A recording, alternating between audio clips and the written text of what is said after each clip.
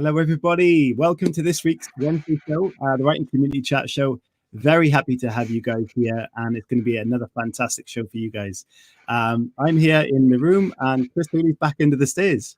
How are you doing? I'm very good, thank you. How are you? Not too bad at all. Considering all the stuff that's going on, there's quite a few things. It's kind of a crazy time in the world, and Christmas is fast approaching, as is our Christmas special show. So please do look out for that. I'm excited for tonight's show. How about you? Yeah, I mean, I'm glad I'm not in Wales. I'm not going to lie. It looks like madness over there. Wow. Let's not get into that, eh? We have a wonderful guest on tonight who's a fellow podcaster. And is it our first crossover? Yeah, I think. Oh, no, because we had Dom Jolly on the show, and he does a podcast, doesn't he? So yeah, well, I'm not sure if he still does that or not, but he maybe old one. I'm not sure. Anyway, so tonight's guest, which we'll get into very shortly, is going to be great. So let me get the beard token out of the way just before we do get the guest on. And tonight's beard token book promotion, Chris, you're going to be very disappointed tonight. There isn't a picture up there. There isn't a picture going up. What's that about? Is not. Well, I'll explain. So a previous guest we've had on the show, Rich Staplehurst, you may know him from the Twitter universe, and he's doing a wonderful thing with the Rupert Regis Magical Bookshop. And if I put that on the bottom of the screen now, you'll see it. And www.rupertregis and his Magical Bookshop. They basically, him and Elliot Crosley, who is also on the show and a great voice actor, you can request a children's book, and they will write it, personalize this children's book with the graphics and the illustrations, and they will narrate it as an audiobook, which is absolutely wonderful. And they also do kind of naughty adult versions as well. And at the moment, they're doing a massive promotion for Christmas. And at the end of each week on Instagram, you can follow them there at Rich Hursty. They're going to do like a vote where you can vote where the story goes and which direction it goes. And then they're doing a Christmas Eve read of the entire story, which is going to be fantastic. So please, I'll just show you their website. It kind of looks like this, and it's got, they're doing a sort of a plant thing for the books that they use as well. They're planting trees. So it's a wonderful cause there as well. So please check out that website, and thank you for sponsoring the show. And that will obviously remain at the bottom of the screen so you can see the web address. Wow. So please have a look. I was going to say, I'm slightly disappointed that we don't have a picture to look at, but yeah, it's a good cause, and sounds really fun. It is. It's a very good cause. So let's get on with the show. And tonight's guest, Chris Hooley, do you want to introduce? Yeah, tonight's guest, I'm really excited to have him on the show. I'm a big fan of his podcast, Two Crime Writers, and obviously we had Steve Kavanagh on the show, and he was absolutely brilliant. So I'm guessing tonight's guest, well, I'm hoping he is, because he's absolutely brilliant on the podcast, and I'm sure he will be. But he's the author of the novel The Game, which is out at the minute, and yeah, it's Luca Veste. Hello, Luca. How are you doing? I'm all right. How was everyone tonight? We are not bad. We're happy to see you here. And the reason Chris was kind of dubious to say that you're actually on the show is because on Sunday evening, we tricked him to think he had a guest on, but we surprised him with a baby shower. Yeah. What I say now, so you know. Yeah, so when he said we've got Luca Veste on, I'm like, have we? Or is this just another trick? Guys, we are in the chat, so please share this stream and ask us questions for us and for Luca. So greetings to you all. So Luca, before we do start and get into a good conversation here, for those of you people that are watching or listening that may not know what you do, we will get into basically your new stuff at the moment and what your kind of history is. But can you give a little brief introduction to yourself so everybody can sort of catch up? So I'm the author of 7 novels now. I did a series of books, the Murphy and Rossi series, which lasted for 4, and I've done 3 standalone since then. But I'm also a psychology and criminology graduate. I host a podcast with Steve Kavanagh, as you said earlier, called Two Crime Writers and a Microphone. I'm also the bass player in a crime writing band, the Fun Loving Crime Writers. We played Glastonbury, just in case people hadn't known that, because we do mention it quite a lot. So yeah, I do. I mean, this is like a career that kind of happened by accident, but I'm loving it because it's not been something I used to do as a kid. But yeah, it's turned into a full-time career now, so it's brilliant. Well, that introduction was probably the best we've ever had on this show. I mean, that band sounds incredible, and playing Glastonbury, well, you know, what more? You can't reach any further than that, you know. Yeah, Well, this is what I said that when we came off stage at Glastonbury. I said we should quit now while we're ahead. We're never going to top this. And then they kept making me play more gigs. So like, yeah, that's not happened. But yeah, it was a strange experience. And if you know, we it wasn't what I was expecting to happen when we formed the Crime Writers band. But I didn't say no. Put it that way. Yeah.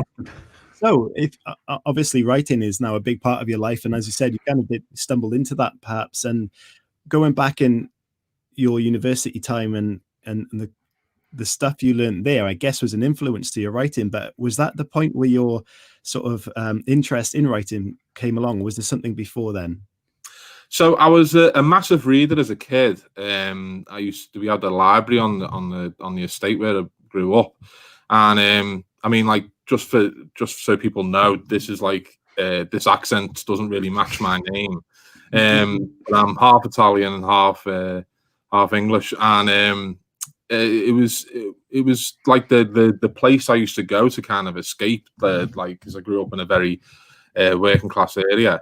It was the library. I used to read a lot of books, like Enid Blyton and things like that.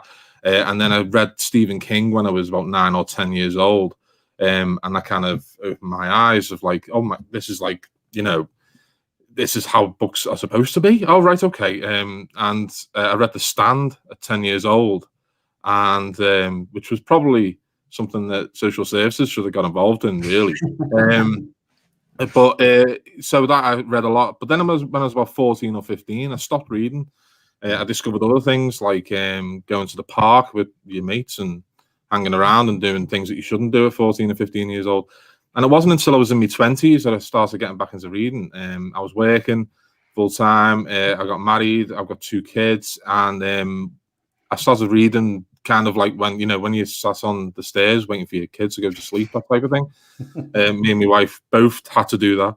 And it was I'd read horror mostly as when I was in my teenage years, and it was a crime novel that I was given when I was 23, 24, and it was Sleepyhead by Mark Billingham, and it was given to me by my grandmother, who kind of gave it to me and went, "You'll like this, it's weird." And I was like, okay, and I read it and I was like, oh my, this is unreal. I'm well into this, and I just devoured everything I could get hold of. When I was about 27, 28, I lost my job. And my wife had been saying for years, like, you should have gone to university. But where I grew up, no one went to university. You know, it wasn't like an option. You just kind of did school until they kicked it out, and then you went and tried to get a job. And that's only if you failed being a footballer, a boxer, or in a band, which is all 3 things I failed at. So I was like, she always kind of said to me, like, you know, you should have gone to university. So I thought, you know, I'm going to try it. So I went and did an access course for a year, and I did really well in that. And I like just started going to university. Like all of a sudden, it was like, oh right, this is like what I'm doing now. And I studied psychology and criminology just mainly because I had the interest from what I was reading. But during that first year, I accidentally wrote a book because I had no intention of writing anything. I didn't think, when I was growing up, I didn't think people like me wrote books. I thought it was like people with those like chaise lounges and like, you know, they dictated it to some like random person. And I just thought posh people did that. People like me don't do that. And it wasn't until I started writing short stories that I realized I kind of had this feeling that I wanted to do it. And I just wrote a novel in my first year of psychology, doing psychology, and it was based on an interview, not an interview, sorry, a lecture that I was doing in psychology about psychological experiments and the ethics that are involved in it. And there's a saying about like every writer has a chink of ice in their heart. Is like I've discovered that is true, because there was this hour-long lecture about ethics, about how, like, you know, you have to do this. It's very dry and boring. And then at the end, the lecturer kind of said, well, this is what we used to get away with. And then started listing like experiments that would blow your mind. And there was this experiment that they did with monkeys to see how monkeys would it was Dr. Harry Harlow who did it. He did an experiment with monkeys where he could he looked to see how they would deal with having like a year in isolation and things like that. And it was awful, terrible. And of course, my first reaction to that was, oh, that's terrible, the poor monkeys. And then my second reaction was, well, what would happen if you did that to a human? Yeah. If you put just took a person off the street and put them in isolation, and that is where Dead Gone, my first novel, was born. So I wrote a novel based on that one idea, and I created characters based around that idea. I had a lead detective and his sidekick, and I didn't know what to do after that though, with the book, and I got very lucky in that I had a lot of contacts within the community, because I'd put together a charity anthology of short stories. And in doing so, I discovered what agents were, because I didn't know what they were until that. And I submitted to an agent, and he sent me back a lovely rejection. But I'm very, I don't like giving up. So I thought, well, I'm just going to keep sending different drafts to this guy until he says yes. I didn't try anyone else. I just kept saying to the one guy. Same guy. Yeah, that was it. I was like, nah, this is how I'm going to do it. And it took three goes, but I finally got him. And then all of a sudden, I'd signed a deal with an imprint of HarperCollins, and the book was going to come out. And I was still in university. And what I discovered is that certain things in the book were based on things that I noticed in my university. The setting of the book was set around a fictional university, which was basically the one I was attending. And I realized that, like, well, this might not go well in my third year if everyone realizes that I've written this book and there are all these characters of them. So, but it went down really well, actually. And my second book came out in my third year at university, and it was at that time that I moved publishers, and I literally graduated and became a full-time writer on pretty much the same day, because that contract had afforded me the opportunity to just go, I don't need to go and try and find a job now. This is my job. And it wasn't what I was expecting 3 years earlier, but I realized, well, this is what I should have been doing 15 years earlier. You know, this is something that I was kind of built for. I grew up in a family. I'm talking a lot, but you know, like, this is what I do. I'm from Liverpool. This is what we do. And when I'm from a family, it's like, it's big, it's massive. You know, it's half Italian, it's half Scouse. There's tons of us, because no one has a telly apparently. So in order to kind of stand out, you have to be able to tell a good story. You know, if you've got a story, you got to keep everyone's focus and attention. And that's how we grew up, is like, you know, you told stories. And that kind of came from me nana, me Italian grandmother, who would tell us stories of the old country and where she grew up and everything like that. So I realized this storytelling ability was always in me. It's just that I'd never utilized it in a way that I would have thought you could, in the sense of like writing them down. And that's what I've done now, is I've built a career on telling those stories that I used to tell when I was younger, and now I just embellish them and put murder in them. So the fact that you actually almost feel like you delayed your career, and you know, had that life experience and your education almost fed directly into the success you've had now. I think so, because I don't think if I'd written stuff, I'm always jealous of writers who say, like, they used to be the kids who would write stories in English class and hand them to the teacher and get pat on the head and stuff like that, because that just wasn't me. I was the kid at the back who was messing about, who would get moved to the front so they could get an eye kept on them. Like, you know, I was a terrible student. Although my English teacher later on turned up at one of my book signings and tried to take credit for everything. But I'm sure she had some influence. But it is strange that, like, you know, I kind of never had that background to me. But I feel like if I'd have been writing stories then, I might have not got to the point where I'd have honed any kind of craft in storytelling to the point where I could have become a writer, or I would have moved on quite quickly from it, because that's what I used to do. And as I say earlier, now I failed at a number of different things that aren't technically real jobs, like, you know, a footballer and boxer and actor and being in bands and stuff like that.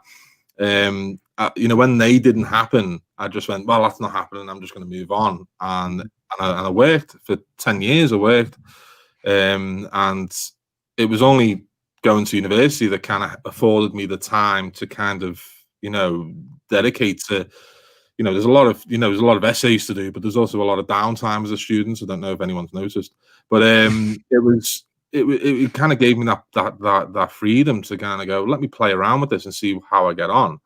And if it doesn't happen, it doesn't happen. There's no pressure, because what my main focus was getting through, I wanted to become a forensic psychologist.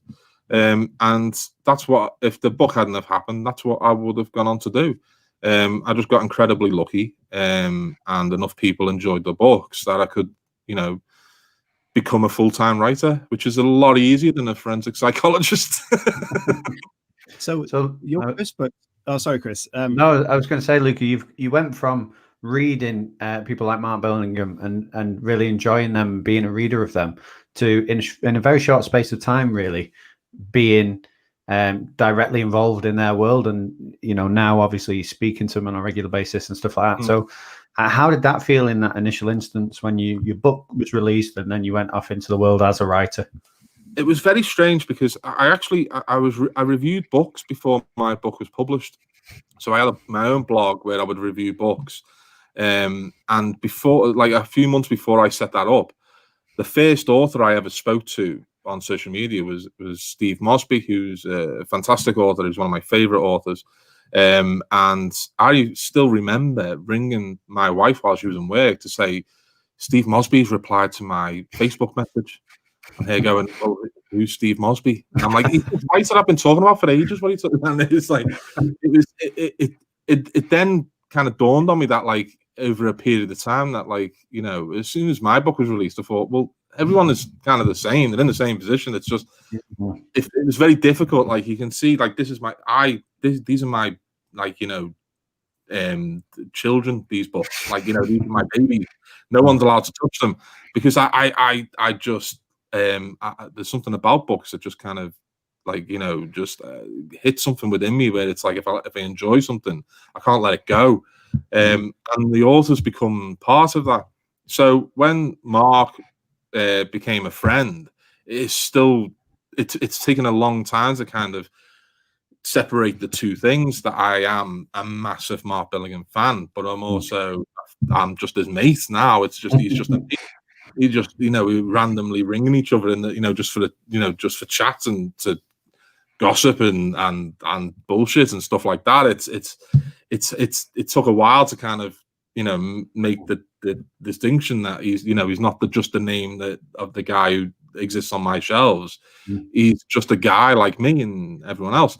But it's been a strange kind of journey. But what I've discovered is that crime writers are, for almost 99.9% of them, are just the nicest people you will ever meet. And as long as you're nice back, it's the welcoming, the always welcoming of new writers, especially. There's no kind of animosity or jealousy or anything like that going on. And I found that I kind of fit in really well with that, because I'm a nice person myself, I like to think, and I'm positive more than anything. I'm optimistic, and that kind of does, I think, make a difference in how you're kind of perceived. And as long as you don't come in with the kind of airs and graces of, like, I'm the next fucking, like the next person, like I am, God of all writing, and, like, and all books bow down before me. People are just like, you sound great, you're funny, great, because they're all bloody hilarious people as well. But yeah, it's been a strange kind of, like, last decade. If I look back on it, it's and I try not to, too much, because it can kind of mess with your head. It's like, you start thinking, like, when I thought that bus nearly hit me in 2009, what if it has, and I'm now in heaven, and this is like I reckon I'd have been thinner if this was heaven. I mean, so you can tell me how close this is to, I mean, my imagination runs away with itself, and I'm picturing you, Steve, Mark, and Adrian all sat around a fire going, do you know what, we're going to write these books this year and they're going to take the world by storm? Because that's effectively what I'm seeing from the outside happening. So how true is that? How do you speak to each other about your writing? Do you get involved and read each other's stories and stuff like that? Very rarely. You might say, like, what are you working on at the moment? Like, I spoke to Mark the other day, and it was like, and he was like, "Oh, I've got to get back to writing," and I was like, "All right, what's me trying to, like, the little fanboy in me just kind of sneaking out a little bit, going like, oh, which one's this one?" And it's one of them, and it'll be fine. You'll see it next year, and that's kind of how we kind of do. There are certain things like, especially with Steve, who we do the podcast with, where we'll go over plot ideas, and he's helped me a hell of a lot, with books and stuff like that. But for the most part, we kind of, when we meet up, it's more about, just having a laugh and having a bit of a, like, a gossip, not a gossip in the sense of, like, like who's a dickhead. It's more like, which editor are you working with at the moment? Oh, I heard about that person. Like, they worked with so and so, didn't they? And it's like that kind of thing. But it's more about, like, having a laugh and stuff like that. And it becomes less about the work, and it becomes more about people and how we kind of interact and stuff like that. And then you'll tell stories about, like, stuff from your childhood, and it's just so much fun. And that's not to bring a downer on it, but for this year, that has been the most difficult part of this year, is that those things kind of became the social life of so many writers, those festivals and events and things like that. When they all stopped, it's a massive hole to kind of fill in the year. And I know so many writers who've not dealt with it very well, or like struggled with it, which is, I'm certainly in that boat where it is really difficult to kind of get past the idea that, like, at this point we're not really leaving the house much, because as writers, that's what you don't leave the house much anyway, but when you do, it's to meet up with a bunch of great people, and when that's not there, it's like, who've you got left? Your family. Oh, come on. Or yourself. Your book came out, your first one, I think 2013, around there. So obviously there's been quite some time since that book and your latest release in November. So is your writing process changed much or a lot since then? And obviously, has it been impacted by the sort of friendship circle that you have? I think the process definitely changed as soon as I became a full-time writer, for example. It changed massively, because I didn't have anything else to kind of pretend I had to do. I couldn't procrastinate by going, oh, I can't write today because, I've got other stuff to do. Now, this is literally what I do. But every book has been different. Every book I've approached differently. And I like to do that just to try and keep it interesting for myself, because it's really easy to kind of fall into the trap of just, right, what are they up to today then? And just banging out a couple of thousand words and then getting on with your day. And there's no kind of real feeling or interest or intrigue for yourself in that kind of process. So every book I do approach differently. What I found is that, speaking to other writers about when we do talk about craft and things like that, is that I realized how important reading over your own work a lot was, because I used to just bang out a first draft and send that straight off, and I'd be surprised when it's like, actually, this might not be as good as you think, and it's like, what? That's so I found out, really taking time over it is because I used to, like, the first draft of what became Dead Gone took me 5 weeks.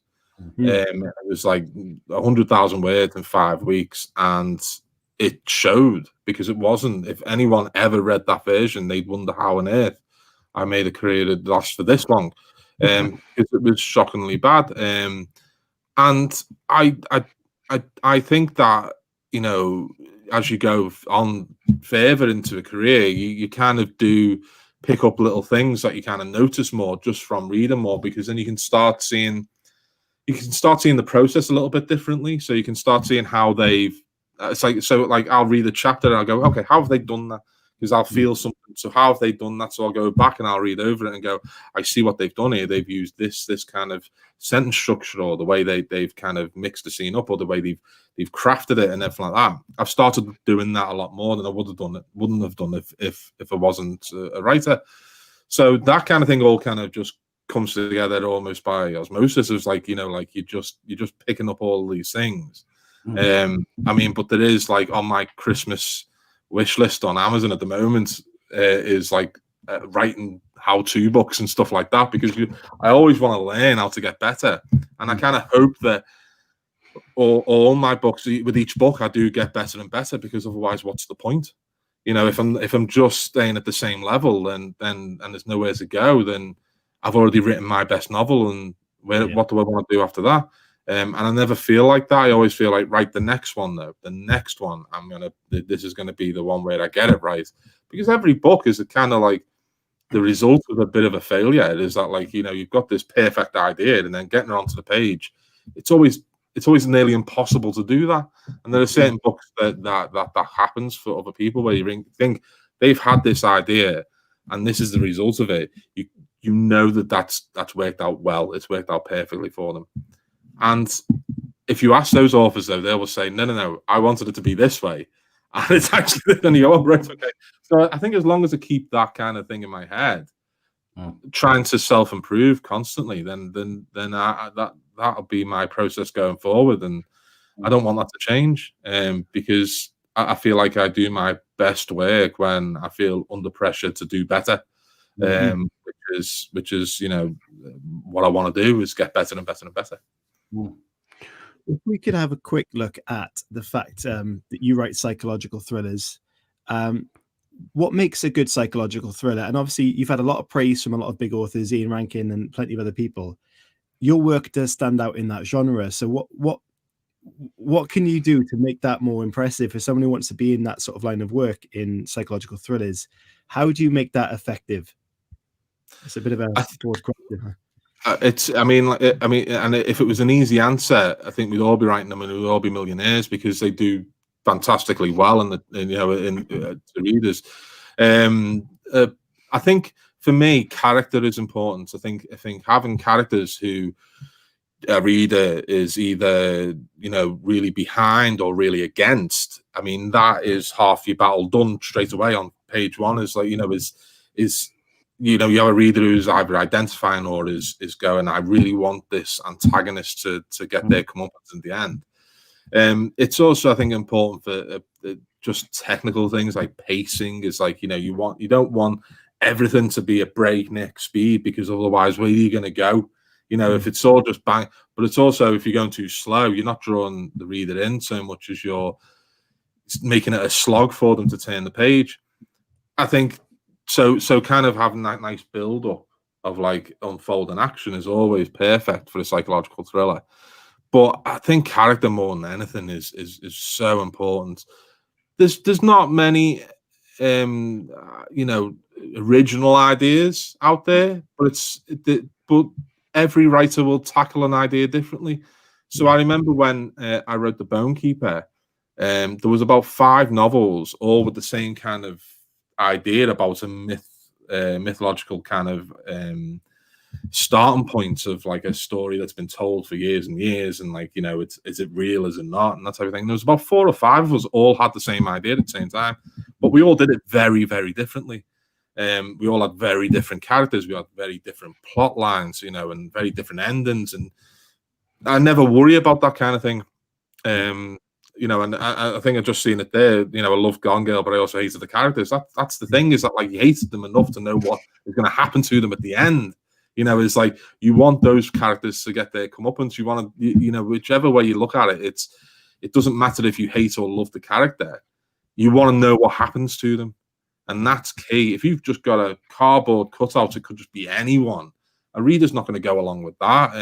So I spend a lot of time on character development in my first drafts of every book to try and get them right. And you know, that's always the most difficult part for me. But I think they're the most important part for psychological thrillers. So, Luca, we have some like staple writing community chat show questions that we ask all the guests before we go on to like getting questions from people that are interacting with us now. And one of them is, if you could take any character and make it your own and do whatever you wanted with it, that there was somebody else's that you could have a crack at, who would that be and why? Oh, that's a good question. That's an excellent question. There's a fair few, I would do. I'd love to take Rebus and turn them in and like put him in AA or something. That would be fun just to see what Rebus is like when he's not allowed to drink. It's difficult because I think each character that exists for people, I feel weird trying to take it off them. It's like, 'cause I feel like, especially ones that I love, because I feel like I just ruined them. I just put them in Liverpool and like, who wants to see a Scouse Tom Thorne or, I know he used a Scouser to play him in the TV show, which I never let him forget about. But I mean, it's difficult. I think I'm trying to think. I'll tell you who I'd go for. I think I'd want to see what happened after Carrie, Stephen King's Carrie. I'd like to do a follow-up to that. I mean, he did a follow-up to The Shining. I think Carrie, I wanted to see a follow-up to see what happened. Where would you go with that kind of character? And I've had, like, when I was a kid and I read those books, and I would think about that. I didn't write stories, my own stories, anything like that, but I would sit after, like, The Stand, for example. I read The Stand, and it's all like massive, like ending and like good versus evil, blah blah blah. But you don't know what's happening next. And that's what I'm always interested in, is like, it's why I can't get on well with fairy tales, because and they lived happily ever after is never enough for me. It's like, well, how happily? I want to know, like, who's when the Lecky bill comes, like, who's paying it and stuff like that. So like, I think it's that kind of thing. I'd rather just follow on from it. And I think Carrie would be the big standoff for me with that one. So, Luke, you mentioned The Stand there, and I mean, you can correct me if I'm wrong, but you read that novel on a regular basis. I think you mentioned before that you do a yearly reading. How was this year in comparison to that yearly reading in terms of what was actually going on? Now, because I was in the US at the beginning of March, and that's when you could start feeling that something was coming. But you kind of always that feeling of like, this is going to be another one of those things where like we'll forget about it by the end of the month. But by the time I was coming home from that trip, which was about a week and a half before lockdown, I was like, this is Captain Trips. This is it. And I'm thinking that, I've got to get some stuff together. And I thought, well, I wanted to kind of hoard food, but I thought, no, don't need to do that, because I reckon I could have off like at least 4 or 5 of my neighbours. So all I have to worry about is a hoard of food. Not true. But it did feel at one point that it was like, where does this end? Because it didn't feel like nothing about it felt real. When lockdown happened, and it was like just same day announcement. It was like, well, what's next? Because this can't be the peak of it, of like the craziness that's about to come. And then when I was, you're going into, supermarkets and there's no toilet roll on the shelves, and you're thinking, well, that's a really strange thing to hoard. What, when there's like a flu pandemic, it's just, that's not what you're going to need. And then it becomes about fear. And I think that's something that is instilled in books like The Stand, is that fear of like, well, how would I deal with this? And then all of a sudden we're kind of confronted with that idea of like, if this and it never became that, but if this pandemic was deadly enough for us to start worrying about that kind of thing, about supply chains and food being a scarcity and things like that, how do you deal with that? And what I discovered was that, like, I wouldn't be like any of the characters in The Stand, because I think I'd just let it happen, because I don't think I want to live on. I don't think I want to live in that world.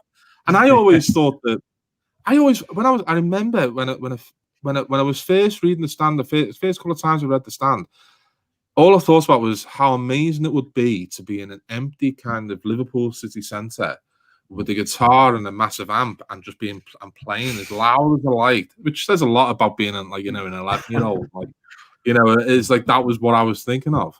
But what I discovered was that like the loneliness would drive me insane. I couldn't deal with the loneliness of it, and you know, instantly when I started to feel that way, that's when we started setting up things like we do a weekly now family quiz on Zoom.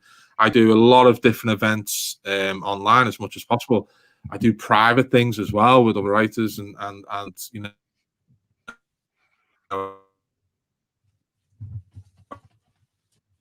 I talk to a lot of other people.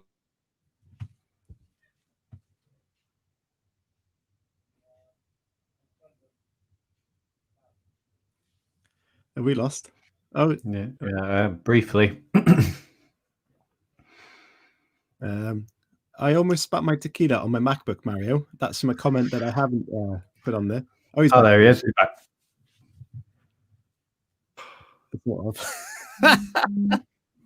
Oh, hang on. I think I'm back. Oh, he's Yeah, you are. I don't even know what I was saying now, but it was like, I think it was something about being lonely and stuff. Like I couldn't deal with the loneliness, so I don't think I wouldn't. You know, like the that's- stand was far too weird. I couldn't get. I'm glad we didn't get to that point. Yeah, definitely. The scene in I Am Legend where he's just sat in the basement every day on his own, working, it just wouldn't happen. We just move on to the second half of the show, and what we do is we welcome a new writing community member on Twitter to the family by plaguing their Twitter with random GIFs, but that GIF is chosen by the guest. So, Luca, is there a GIF in particular that you want our listeners and viewers to kind of throw at them right now? Yes, and this is one of my favorite ones. It's a Britney GIF. Now, it's a very specific one. It's where she was judging on a who's got talent. She does the face like, but I don't know how to search for it. So I don't know what it's called, but it's definitely a Britney one. Okay, so Britney, and it's kind of like a what? Like, you know, like she's confused. Yeah, that is a great choice. So today's family member is because she is absolutely smashing it in capital letters. Nicole at Painted Artists, 16, junior, she, her, fluent in English, Spanish, and currently learning Korean. Things I love: singing, writing, fashion, and swimming.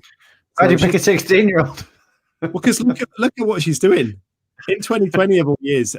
So she's smashing it, and well done to you. So can we please play her with Britney GIFs? Talk about making me feel uncomfortable. That's just weird. I think I know why she's learning Korean, because I've got a 14-year-old who's kind of doing the same, and it's because of these K-pop bands. I don't know if you know about K-pop. It's like BTS and EXO and a lot of other bands that I really don't need to know the names of. And it seems to be a thing amongst her, like, kind of a friendship group, that they're all trying to learn Korean.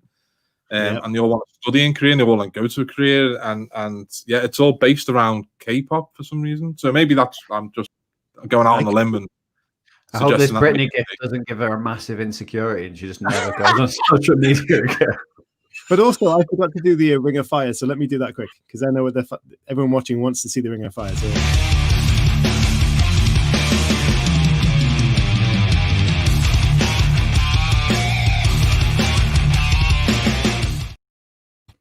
Here we go. So welcome to you, welcome to Painted Artists, Nicole. Welcome to the family. Yes, so there it is. So, second half of the show, we're going to the writing community question time. And if you look at this, is where we have questions from the community that we can all answer together. We have had some for the first half of the show, but we enjoyed your conversation so much, we're just kind of skip past a few of them. But we've got a few more good ones coming up anyway. So let's have a little look. This is possibly one of my favorite writing community questions we've had. And it is from someone called Chris, of course. That's the bloody third Chris in the show. But it's a female Chris. So at Chris_A425. Is it for fuck's sake or for fuck's sake? It's for a work email. So it should have to sound professional. So does anyone have an answer to that? I think it's a plural. I think it's plural. I think it's for fuck's sake. That's how I would say it. For fuck's sake. Hang on. Do I say it like that? It is. It's a tricky one, isn't it? That's a tricky one. No, I think it's plural, and I think it's because like you would say like it's for God's sake. You wouldn't say for God's sake. You would say for God's sake. That's how. But so it's like it belongs to that. The sake belongs to the fuck, is what I think. Yeah. I want to know. How do you how for fuck's sake professionally? Yeah, that's what. In what sense is that like happening? Halo, you can be thrown off by Streamlab. And that is a work email as well. So that I'd love to know where she works, because I think that does make it slightly relevant. If she works in like a nunnery, then maybe don't use it. Well, see, I used to get away with it in work because the only kind of Italian that I was taught was swearing. So like I used to be able to get away with it in works and stuff like that because I would just swear in Italian. Like one of our watchers or listeners is Mario, and he is an Italian man. So if you have swear words for him, you crack on. My favorite was always Testa cazzo, which is dickhead, but it's like a very literal one. And I think I don't think many people in Italy use that because it's not. I think that I just don't think it was. But that was like what we used to get me granddad would be like, granddad, what does the D head mean? It's like and he'd tell us. But there's almost like bastardo is just too close, and murderers, it's kind of like the Welsh language. You just make up English words with a bit of Welsh on the end. Yeah, it doesn't really work. Although I do think that we were there first, because it's all from the Latin, so it's. There's one. There's one. I can't remember what it is now, but I'd have to. I will remember it soon. But it's a really strange one about a pig, like mother of pig or something. I can't remember what it was, but it's very strange. So if Mario knows what I'm talking about, research that for us, Mario. Do we have an answer? What you saying, Chris Hooley? Sorry. I say that's a very different question. Is it for fucks or for fuck? I'll side with Luca simply because I don't know. And which one did we go for, Luca? I think it's for fuck's sake. I think it's plural. I think that all three of us agree on that one. Okay. What would be your perfect writing setting, location, scenery, place? If you could write anywhere in the world, in any scenario, situation, where would you write? The last time I was in Rome, we stayed in a hotel where we had a balcony that looked out over the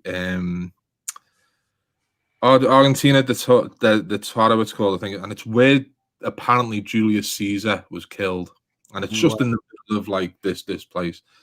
But I like noise. I can't write in silence, and the sound of like Roman traffic and a bit of Italian music playing, and the glorious weather that seems to always be in Rome. That would be my perfect spot to write. Be mainly because of the food, because then I would get the food delivered to me, and that is like heaven to me. Is like I went to Rome and I ate as much as I could. I ate everything I could get my hands on. Everything. It was like there was nothing bad at all, and and that's like even just down to like this is the bread, just normal bread.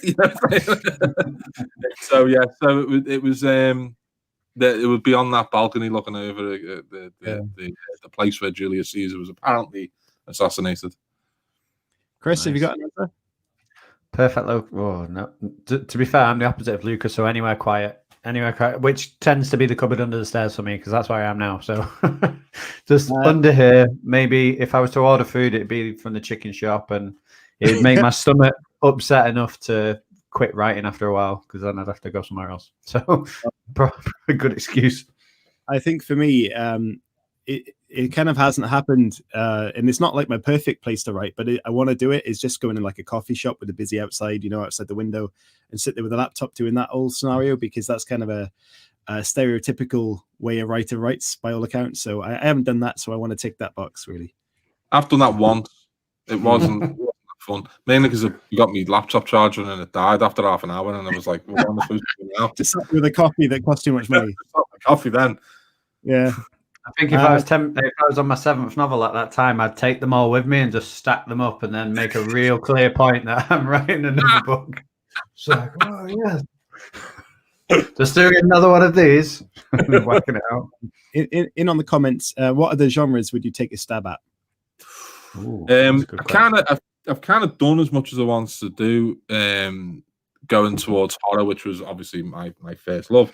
With the Bone Keeper, that was as close as I want to get, because I don't know. There's just, you can do it within crime. This is the thing about crime fiction, is that you can kind of encompass so many other different genres within it. It's so broad. It's really easy to do. You're not kind of hamstrung by any, conventions really. Other than that, there needs to be a bit of crime. That's it. But there are also crime novels which don't really have a crime in them, which are just strange. Anyway, so I think if it was to do a different genre now, it would probably be some kind of science fiction type of novel. But I'm 20 years away from getting the balls to do that, because so much has been done in that genre. You have to have something very original to kind of make any kind of dent in it. There was a crime writer, Chris Bruckmeyer, who did a book called, I think it was called Places of Darkness, which was set in space, but it was still a crime novel. It was just set in space. I quite like that kind of idea. So, maybe that would be what I would do eventually. But yeah, I watched Star Trek when I was a kid, Next Generation, forever. That's my favorite. And I like sci-fi a bit. So yeah, that would probably be the genre I would pick. Nice. I'm going to write one about killing a fellow podcast host, because I've only just noticed that you've changed my name to Daddy Hooley at the bottom. I haven't changed the name Daddy Hooley, and how is no one pointing that out in the chat? That was not intentional. I was looking down then, and I was like, oh God, he's changed my name. I thought you were. That's what you went. That's what you went by. He goes by Daddy Hooley these days. It was changed. I need to explain this now, otherwise I'm going to be forever referred to as Daddy Hooley. Just own it, Daddy. Go on. Oh, I'm not owning it. I had baby shower on the last show, and some people obviously congratulate me in that way. So it wasn't like a Daddy Cool type of thing, was it? It's like, no, this is it definitely wasn't. It did get a bit sexual at one point when some people took it into a different context, but no. I think I've dabbled. I write a bit horror based, and I've looked into I kind of started as like a bit of a thriller. I really love the film Seven and the way that is, and like nothing's really been done as good as that in my eyes. I want to go down that sort of road, and I've also started a sci-fi thing. Both of these, the very first chapter, first draft, started them, put them in the back burner. So whether one of those comes around at some point, I don't know. But I completely agree on Seven. It was one of the massive influences on me, is that film. I think that's absolutely perfect, that film. Yeah, I completely agree with that one. Amazing. Right. Okay, let's have a look. I put this one up, so we may as well answer it. Natasha Link on Twitter. Writing community, do you feel comfortable writing a sex scene? Daddy Hooley, go on. Yeah, I'll let you give it. Yeah, I mean, I've done one. It's out there, so I didn't feel particularly comfortable when my nan read it. But yeah, other than that, I reckon I know enough about how it works, so I can write about it as well. Yeah, there you go. I'm the opposite. What I'm worried about writing a sex scene is that I discover through writing it that I do it differently to everyone else. And like, this is how I find out, is that that's how I've been doing it for 20 odd years. What's wrong with it? Like, no, normal people don't do it like that. I've never written a sex scene. The closest I've got is a door closing. But I've met, I've read books by authors who are friends where there's a sex scene in it, and all you can think about then is that you've definitely done it. You've definitely done that. You definitely did that. Mark Edwards is the guy for me with that. Is that, like, I think he's a great writer, but I think he's a deviant. That's brilliant. My sequel had a sex scene in. I wasn't too bothered about writing it, but the same as you, Chris. As soon as I released that, I thought, actually, I think my nephew was like 12 years old, read my first book. I just Yeah. When you told me about that, that was the first thing I was looking for. It's like, where is this scene? Let's see what that gets like. Hey, which animal is most likely to become a serial killer? A dolphin, a kitten, a parrot, or a duck? Oh. That's a Halo question all day long. I'd say it's dolphins, right? Because they are. Didn't they kill? Dolphins kill? I'm sure. I'm sure I've read that before. That dolphins are killers. That I'm sure of it. Kitten. I wouldn't. I think they kill people. I think they're evil in their minds, but I don't think they have the ability. A parrot would give themselves away straight away. And ducks now. Ducks are detectives. I feel like I feel like they're more a detective, and they would be trying to solve the dolphin murders. Mm-hmm. Can you imagine the first person that ever had a parrot that talked, and your reaction to what that was? Because that would have freaked me the fuck out. I would have been like, "Whoa!" You would have lost your shit. Dolphins murder each other as well. They are evil. Yeah. I reckon that. Yeah, dolphins. Cool. Okay, this is another question for Halo. UK people, there was this weird cooking show I watched in Edinburgh where there was a dude just pan-searing duck for like 3 hours. Any ideas what it might be? What's that guy called that drinks all the wine on the shows? I mean, you're not narrowing it down amongst cooks there. What's he called? That was pretty much his show. He would just get a piece of meat in a pan and he'd just drink loads of wine, and then his advice would get slurred. Is it Rick Stein? No, it's not Rick Stein. Rick Stein's I remember Keith Floyd used to do that. Yeah, Keith Floyd. Yeah, I reckon it was probably that, to be honest. There's a fantastic cooking show, and it's the only one I will watch now other than Bake Off, and that's it's called Cooking the Books on YouTube, and it's from Val McDermid, the crime writer Val McDermid. It is the best cooking show on ever released. It's absolutely brilliant. It's basically Val cooking while her partner Joe takes the piss out of her for cooking. It's just brilliant, and you can find them all on YouTube. I heartily recommend it. And she's a brilliant cook, Val, as well. So I've actually done some of her recipes, and they always turn out really nicely. Nice. So, what is the family dynamic like in your house? Like, obviously, you just mentioned Val, obviously being a good cook and stuff like that, and you being a full-time writer. So, how do your family? How are they with you doing that and stuff like that? So, it was a strange one. I mean, as in the sense of like becoming a writer, like coming out as a writer. It was a strange one because, it took a while, I think, for some members of the family to understand that it was an actual thing that people paid for you to do. That was it was like, okay, but when are you going to get a real job? But I'm lucky in the sense that I come from a massive family, so the amount of support that I get from family members is unbelievable. Most of them haven't read any of the books, but they'll pretend that they have till the cows come home. My brother, I'm one of 9, but my closest in age brother, he comes to like every single event that I do locally. He's there. And he will wax lyrical about my books, and he will tell you endless things about and there's a bit at the end though that and then there's a bit in the middle. It blow your mind. He has never read a single word of my books, but he's the best salesman ever. My dad is he's just proud of, because he's got so many kids, and he's just proud of anything that they do. But he'll every now and again he'll send me a message where it'll be like so and so like called me and said they're reading your book, and you can tell how proud they are. And I've got just endless aunties and uncles and cousins and everything like that, and grandparents, and it's such a huge family that like you can't help but feel supported by them all, especially in this.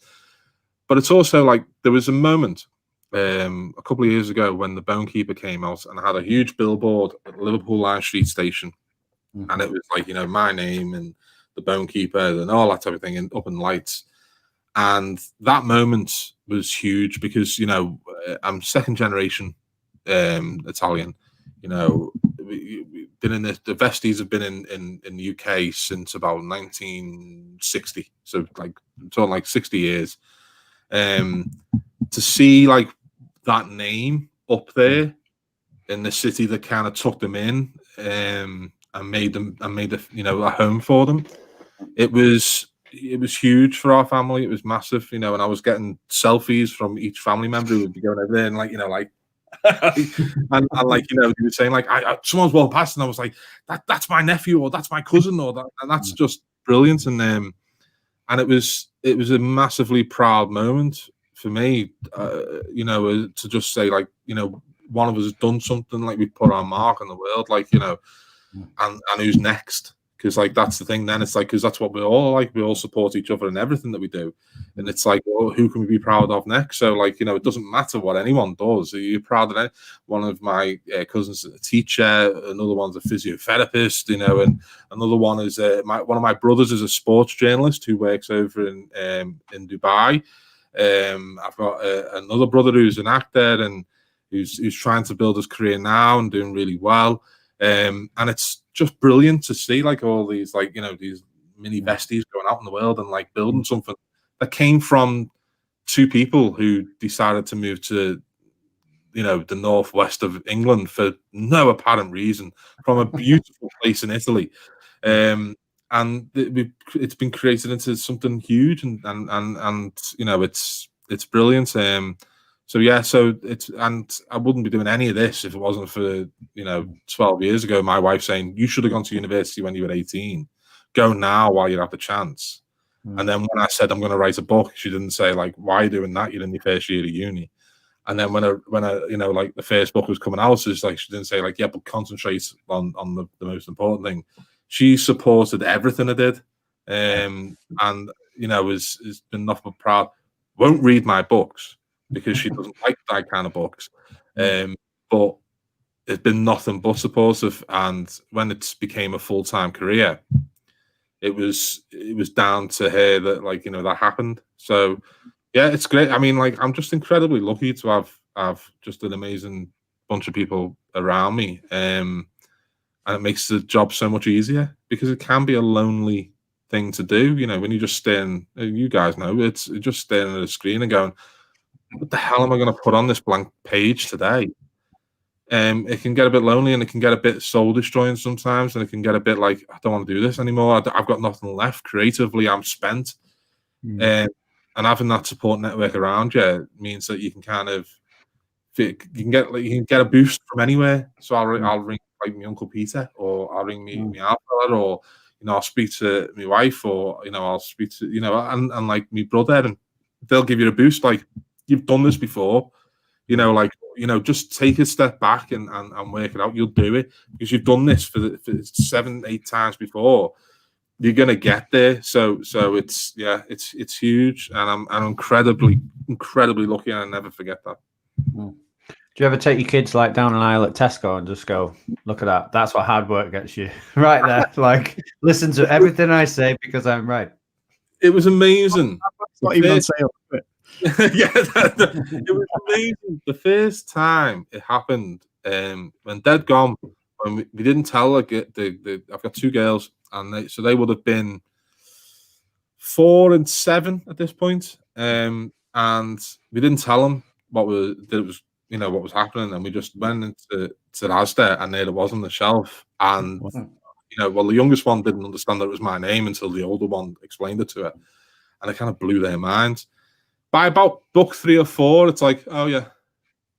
And then it became about spotting my name on other authors' books. So like, if I've given a quote and stuff like that, then that became interesting to them. Then that's gone away now. Now it's just normal until they speak to like friends, and especially teachers in their school. And they speak to teachers and tell them, like, and they very rarely say it. My dad's a writer, and then they'll go home and Google and come back and like, oh, he's an actual writer, and it's like looking strange for them, but like they're just so cool as people anyway. It's like they've just taken it. It's become normal to them now, because they were so young when it first started. Say that again. Sorry. Is that inspired them at all to start writing, even though they're quite a young age? Has that prompted any imagination in their minds? I think they're both incredibly good students. They're way better than I ever was, and I think being surrounded by books from a very early age has had more of an impression on them than what I do. But what it has also given them is the idea that writing stories isn't something that can't be done, because if your dad does it in the back room, that's really a dining room, but he calls his office. It's like it kind of takes away the mystique of it. So they'll write stories but they're much more interested in other things. Like my oldest is an artist. She's an incredible artist, and that's probably where she will go more towards. And that's creative, and it's something that comes from us, not saying like, what are you doing drawing? It's like, express yourself, do it, and we always encourage that kind of thing. And my youngest is just a head case. She's just I don't know what she's doing. She has the confidence of a much older person, and has also got like the soul of a much older person as well. So she's actually, I think, going to end up on stage somewhere. I'm sure of it, or in court, one of the two. I'm definitely. But she got up. I did an event. I did a festival in Butte Noir. It's called Butte, a little island off the coast of Scotland, an amazing place. And I was up there, and I'd taken the whole family with me because it was like, it's not only a tax write-off and I get paid to be there, but it's also a holiday now, kids. So we went up there, and on the last event of the weekend, the guy who runs the festival, Craig Robertson, I spoke to him in advance, and I say, like, what would be quite cool is to get my daughter up and get her to ask a couple of questions of me. What that turned into, once we put that to my daughter, was she stood there for an hour and interviewed 14 different writers. And was asking questions like, aren't you annoyed that you haven't got as much money as J.K. Rowling? Is that on film? Because that sounds amazing. I don't think it was ever recorded, but honestly, it was the funniest thing ever. And her name's Megan, and she was asking Crown, have you ever killed a character called Megan? And they would all be going, shit, I think we might have done, But she was like 8 or 9 when she did this, and you would never have guessed it. Like, she had the confidence of a much. So I think that's what she'll end up doing. But I think that confidence also comes from the fact that, she's seeing her dad have the confidence to go out and do what he does, and it's because once you've written a book and you put it out there, it's a huge deal to kind of like go. It's like comedians, for example, think they're funny enough to go up there and make you laugh. Yeah. Writers think they're more interesting enough to write a story and have you read it. It's a huge kind of like thing. If you're not good enough, you get found out quite quickly, and having the confidence to do that, because there are a ton of writers who just don't have that confidence, who are probably better than pick any person from the bestseller list, and there'll be writers there who you will never know about, whose stories you will never read, who will just never have the confidence enough to do it. So I spend 90% of my time just going around telling people, like, write it, finish it, and then get someone else to read it, and then get someone else to read it, and get someone else to read it, because I'm convinced that we're missing out on so many good stories because of that kind of confidence issue. So that's the thing for me, is I think like that's where she gets that from. So yeah, I forget what the original question was, but yeah, that probably answered it. I've got one more before Mr. Hooley can ask his morbid question to you, and it's basically a fellow author shout out. And I notice your bookshelf is glorious behind you. So in your friendship circle as well, there's probably someone you can highlight. But is there an author that you're really into, that you read quite regularly, and you would shout out for someone to look into? So many. I mean, I just go from like that. I mean, like I could name 20. I want to keep it to 2, and that's Matt Veselowski, who writes a series of books called the Six Stories series, which are they're like podcasts in written form, and each book deals with a different subject, and they're in completely original crime fiction, and they are beautifully written, very scary, and also page turning and thrilling and absorbing and fantastic works. I absolutely adore that series, and Deity, I think, is the latest one. But I've also just read a book by Joe Spain called The Perfect Lie. Joe Spain is a psychological thriller writer who I've read a couple of I've read a book before this one that comes out in February, I think. The Perfect Lie has the perfect opening chapter for a psychological thriller. It is the perfect opening chapter, but the main character is also amazing, and I was just absolutely bowled over by that book. I was completely absorbed by it. So yeah, they're the two that I would go for, because it's really difficult to narrow it down to one. That's too difficult enough. I could honestly spend an hour talking about other people.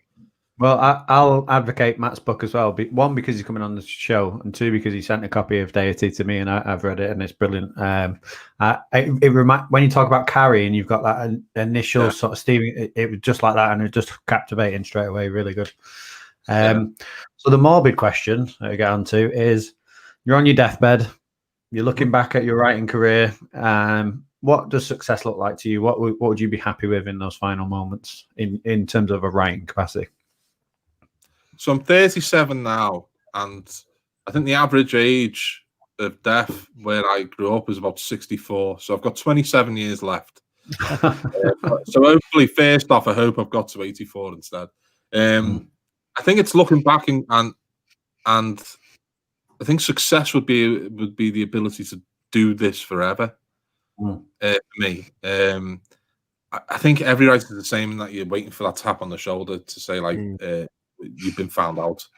You know, every writer kind of deals with imposter syndrome. So to get to, another 40 or 50 years without that tap on the shoulder coming would be a massive success to me. So it's not so much about how many books I've written, although books I've sold or anything like that. It's more about sustaining a career long enough that, like, I can retire on my own. And I don't think I would ever do that anyway. Like Lee Child got to 65 and was like, right, that's retirement age, I'm done. And I'm like, you can retire from this? You can make that decision? I thought people just stopped buying the books and that was it, you were done. I didn't think you had a choice. But I think having a career that's lasted for that long would be would mark success for me, because it means that I've spent my life, the vast majority of it, doing something that I love doing. And not everyone can look back and say that. And you can point to your family, but like, work takes up so much of people's lives. If you can look back and say what I did for a living was something that I really enjoyed, no matter what it was, I think that is success. That's a successful life. If you've got family that love you, if you've got a life you can look back and say, I've done this, this, and this, and this is what I've seen through doing that, then that's successful, and that's all I want. Or the stand really does happen, and then I don't want to remember anything. It's a comment that's come in from Liz and Lisa. I'm just struggling to write my first book. Well, in response to that, I've got a tip of the show, and that's from Hemingway. Apparently, the first draft of everything is shit. So if you're struggling with your first book, every author we've had on the show, pretty much the biggest tip we've ever had is just get it done. Just do it, get it out there, and then work on it and work on it and work on it. So just do what you can to get that first draft out and work on it, basically, and just have faith in that the process. And as it says, it's an exercise to start to find your characters and the story. So what you're doing is a finding process, and then the work comes next. So just have faith in the process and try and get it done. So, Luca, say on the subject of advice, say you go back in time and you've got little Luca at the back of a classroom just messing around, trying to get everyone's attention. What advice would you give him at that point, or what advice would you give kids in general who have a bit of a love for stories but don't know that this world is an opportunity for them? I think it's difficult, because it would be difficult to go back and speak to myself and kind of give him any advice, because I think if I was to change anything in my life now, I don't know if I would have the life that I've got now, which is I like my life, and I like the way it kind of panned out for me. You know, I did like a dead end job for so long, but that only made me appreciate more when I've got something that I love. So I don't know if I would go back. I think all I would go back to and saying is like, you know, don't worry. At some point, you will find what you love. I think that's what I would say. That's all I would say. But to other kids, I've got way more advice for them, because it's always easier to parent other people's children. I think it's about having that kind of focus and that drive to do things that you enjoy doing, and then not being told that you're stupid for enjoying them.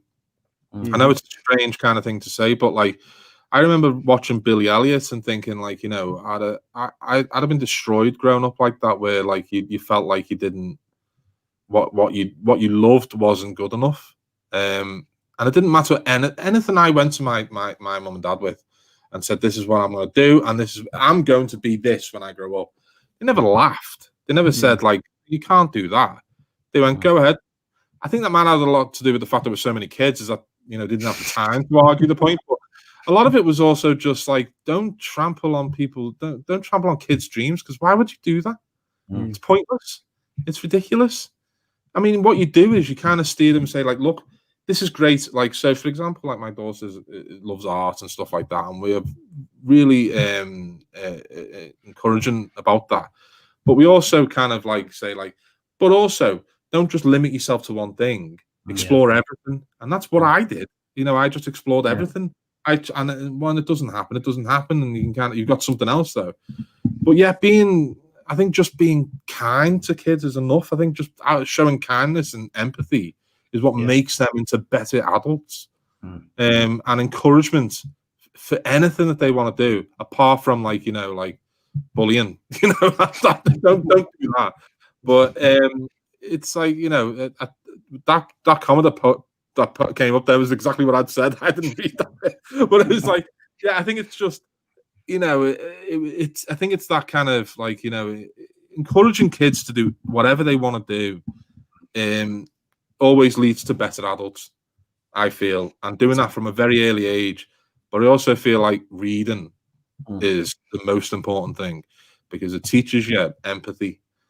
All books do, you know, 99% of books will teach you empathy, and I feel like not enough stock is put in that, in reading for kids. And I know a lot of kids who have issues with it and stuff like that, but there are certain things like my mother-in-law used to go into schools and sit with kids who had learning difficulties and you know, like behavioral difficulties and stuff like that, and would sit and read with them, and those kids would show marked improvements on their behavior just from those interactions. And if we could kind of get like this as like a kind of like a thing that everything else kind of surrounds, but reading is at the center of it, because it teaches so much. But empathy being the main thing for me, is that it teaches children to kind of put themselves in other people's shoes, and that it's something I think that we kind of lost a little bit more in more recent times, especially with the advent of social media and things like that. Is that I think you would see less trolling if people were thinking about the people they were trolling a bit more. Absolutely. So yeah, fantastic. Before we wrap up, Luca, can we just say a little bit about your latest book and where they can find that, if you've got websites and that sort of thing to sort of plug so they can find it? And so it's called The Game, and it's really strange to talk about, because I wrote it like 2 years ago now. So I've talked about it a couple of times recently. So I now remember what it's about. It's about a game. No, that's not enough. It's about an online game that is created by someone to punish people who have done bad things and don't want those things to be found out by other people.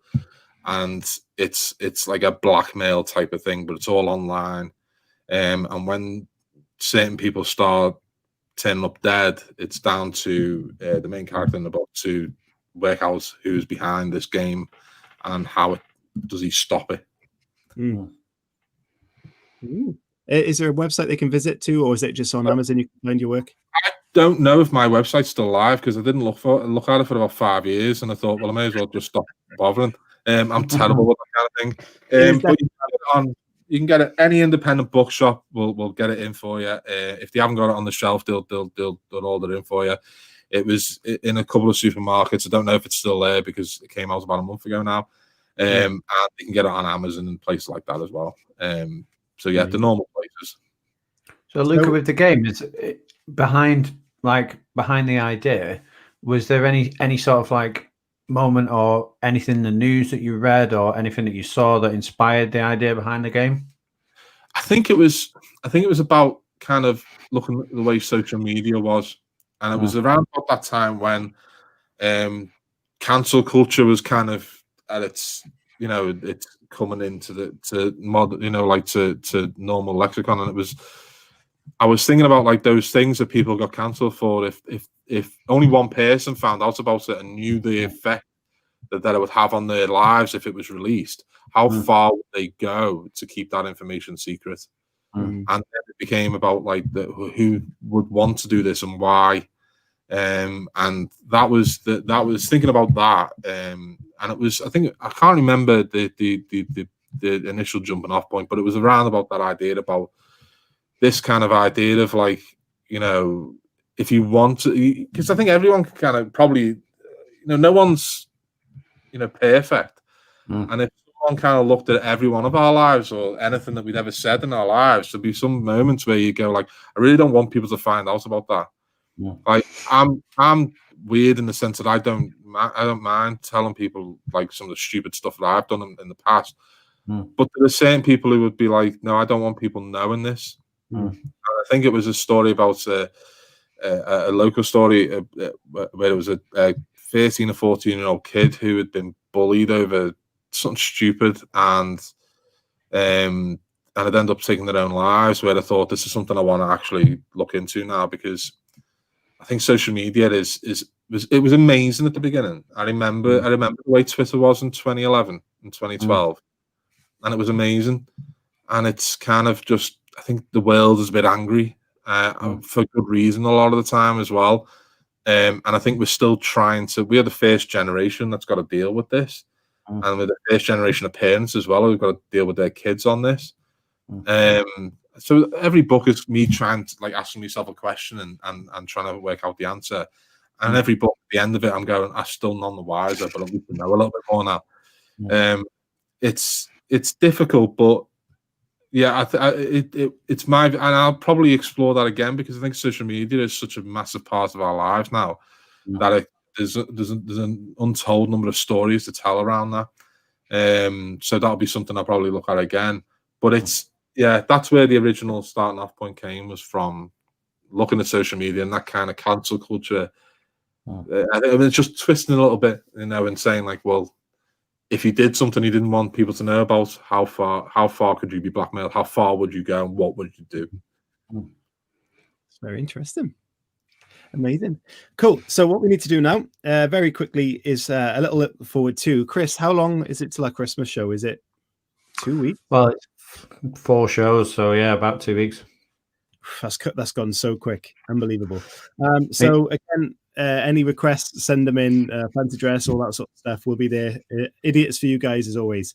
So we'll enjoy that. Next couple of shows we've got coming up, we're all booked up. It's all good. A load of great shows coming up. And then we're looking into a little New Year's Eve show perhaps, and then starting the new year for another season. So this year is rapidly finishing, and I think everyone can agree that's a good thing. So Luca, I was going to say, can we look forward to a Christmas show of the Team Crime Writers? I would imagine so. We're having a bit of a time off at the moment because Steve's got his head down in the book, and I haven't even spoke to him because he's that engrossed. I think he has a deadline, and he just hasn't told me. What we usually do around this time of year is we usually do the Bad Sex Awards, where we read the entries for the Bad Sex Awards in literature. Unfortunately, they've been cancelled this year.